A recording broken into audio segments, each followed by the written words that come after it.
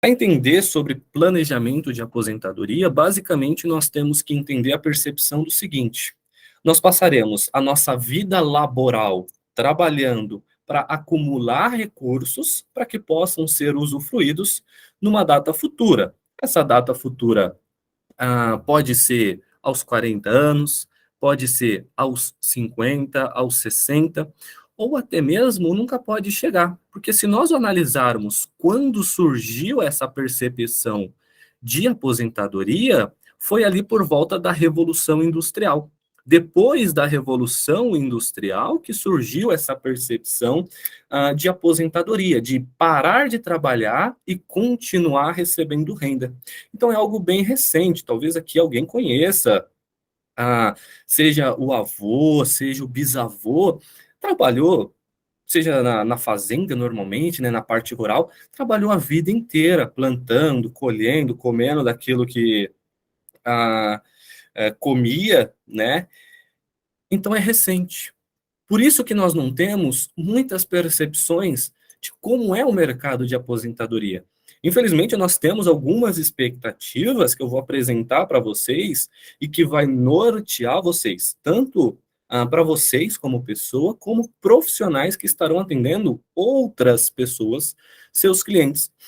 Então, nós temos que entender que a forma de acumulação de patrimônio se dá em três ocasiões, seja por previdência pública, aonde vocês trabalham, normalmente CLT, ou até mesmo, por exemplo, uma PJ, tipo um MEI, que paga lá a guia do DAS, e você paga isso, e quando chega o seu momento de aposentar, você recebe esse benefício. Temos alguns problemas na atual Previdência, né, dado que o que hoje se contribui na Previdência é para pagar benefícios de quem está recebendo. Então, o que você paga para a Previdência não é para acúmulo seu, e sim para pagar outro benefício. Então, olhando essa perspectiva, nós partimos da ideia de que lá no futuro, pegando o professor como exemplo, daqui 30, daqui 40 anos, eu vou precisar de alguém contribuindo para pagar o meu benefício.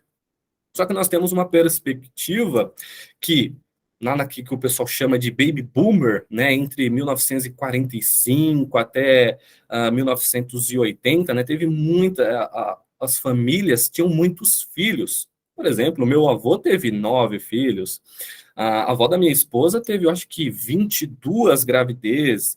Então, era um período que tinha uma família muito grande. E o que que acontece? Nos dias de hoje, essas pessoas lá de 1945, 1980, umas já estão no período de aposentadoria e outras estão para entrar nesse período de aposentadoria. Só que naquela época, aonde tinha 9, 10 filhos, algo super natural, e aí quando eles chegam no momento de trabalho, na sua idade laboral, eles estão lá contribuindo para a Previdência. Por exemplo, o meu pai, que tem 8 irmãos, ele teve somente 2 filhos, eu e minha irmã.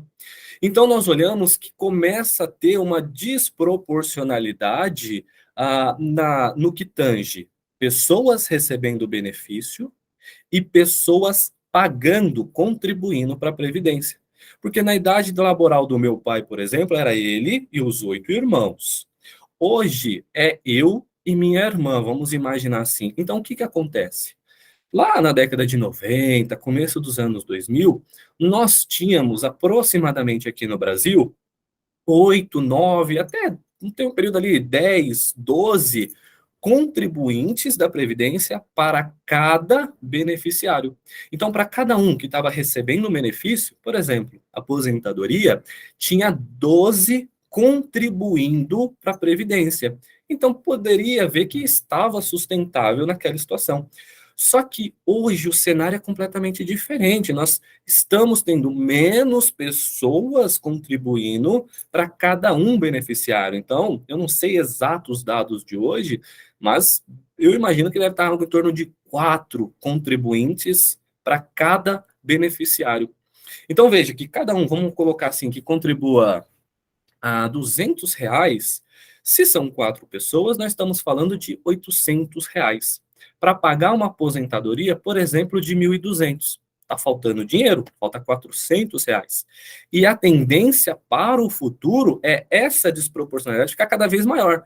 Daqui a pouco vai ter 3 para 1, daqui a pouco vai ter 2 para 1, daqui a pouco vai ter 1 para 1, e sabe-se lá como que vai ficar quando, não, de fato, não ter mais ninguém para contribuir. Então, temos que nos atentar muito a esse ponto da dependência à previdência pública, por isso existe planejamento de aposentadoria, e aí entra o segundo tópico, que pode ser uma forma de acumulação, que é a previdência privada. Então, uma é você deixar na responsabilidade do governo pagar um benefício no futuro. A outra é você delegar para uma pessoa privada, uma previdência privada, aonde você coloca dinheiro nessa previdência, e aí há uma grande diferença, porque na previdência pública o dinheiro que você coloca não é para seu acúmulo, é para você pagar outro benefício. Já na previdência privada, não. Todo dinheiro que você coloca é para acumular patrimônio para você. Então, estará no seu nome. Se você colocou 200, você tem 200. No mês seguinte, você colocou 200, tem 400. Então, assim, você tem acumulado. É bacana que, normalmente, a previdência privada, ela é vendida ou ela é comentada como um complemento, por isso que nós temos lá a previdência complementar. Talvez vocês também já ouviram falar desse termo. Se vocês não ouviram, não se preocupe, vocês vão ter uma sequência de aulas para esclarecer todo esse tópico que tange a aposentadoria, tá bom? Então, se o professor eventualmente falar algum termo aqui que você ainda não conhece, você pode me perguntar, ou você tranquilamente verá em aula tudo que eu estou falando aqui, no que tange termos técnicos, tá bom? Então, a previdência privada, normalmente, ela é vendida como um complemento à previdência pública. Que vamos imaginar assim, uma pessoa que tem um custo de vida de R$ 2.000. Se ela tem uma aposentadoria pelo salário mínimo na previdência pública, ela tem lá mais ou menos R$ 1.200. Está faltando para ela R$ 800. E aí existe uma estratégia chamada previdência complementar, onde ele contribui durante a sua vida laboral com o objetivo, vamos imaginar super simples aqui, com o objetivo que quando ele se aposentar, ele vai pegar os 1.200 da previdência pública e da previdência privada vai gerar os 800, suficiente para ele receber os 2.000 e viver legal. A terceira forma é a acumulação própria. Porque na previdência privada você está delegando o trabalho. A previdência privada ela é constituída como um fundo de investimento, tá bom? Então você está delegando o trabalho para alguém. Então você coloca o dinheiro lá na previdência, existe a administradora dos recursos e ela vai estar investindo o seu dinheiro, tipo em títulos do governo, tá? E aí, existe como você pular essa intermediação, vamos imaginar assim. Você pula essa etapa e você mesmo, o cliente mesmo, faz essa acumulação própria.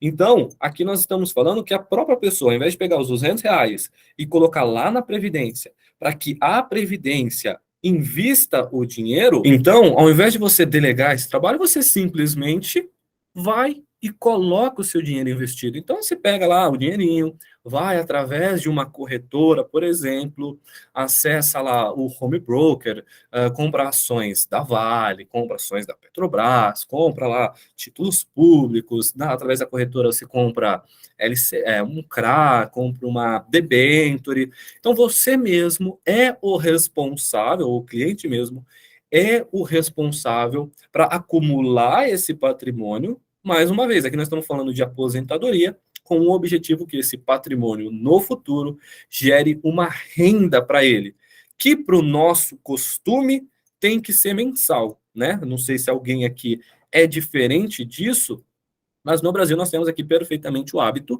de ter rendimentos mensais. Então é preciso analisar, porque olhando uma estratégia, por exemplo, aqui, tem empresas que pagam lucro, né, os dividendos, uma vez por ano. E aí fica um pouco difícil para uma pessoa que precisa de um rendimento mensal receber uma vez por ano, né? Talvez o primeiro ano seja apertado, depois, enfim. Aí não casa. Então, sei lá, não que isso seja uma recomendação de investimento, mas, por exemplo, nós temos fundos de investimento imobiliário, que aí sim é comum eles pagarem rendimentos mensais. Então, faz o casamento de necessidades com entrada de caixa. Então, só uma exemplificação para vocês aqui do que poderia ser uma estratégia de acumulação própria. Claro, não é uma recomendação.